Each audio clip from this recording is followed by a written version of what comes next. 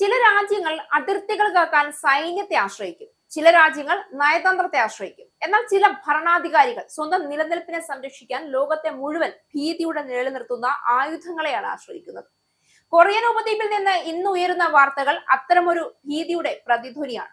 ലോകം ഉറങ്ങുമ്പോൾ പോലും ആണവ മിസൈലുകൾ ഉണർന്നിരിക്കുന്ന ഒരു രാജ്യത്തിന്റെ പുതിയ പ്രഖ്യാപനം വെറും ഒരു പ്രതിരോധ നയമാറ്റമല്ല, ലോക സുരക്ഷാ സംവിധാനത്തോടുള്ള തുറന്ന വെല്ലുവിളിയാണ്. ഉത്തര കൊറിയ തങ്ങളുടെ ആണവ നയത്തിൽ വലിയ ഭേദഗതി വരുത്തിയതായി റിപ്പോർട്ടുകളുണ്ട്.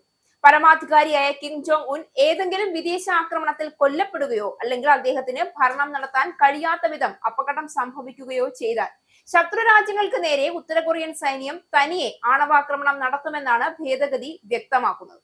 15ാം സുപ്രീം പീപ്പിൾസ് അസംബ്ലിയുടെ ആദ്യ സമ്മേളനത്തിലാണ് ഈ കടുത്ത തീരുമാനം രാജ്യം ഔദ്യോഗികമായി പാസാക്കിയത് എന്നതാണ് വിവരം. ദക്ഷിണ കൊറിയൻ ഇന്റലിജൻസ് ഏജൻസിയായ നാഷണൽ ഇന്റലിജൻസ് സർവീസ് ആണ് ഈ തന്ത്രപ്രധാന വിവരങ്ങൾ പുറത്തുവിട്ടത്.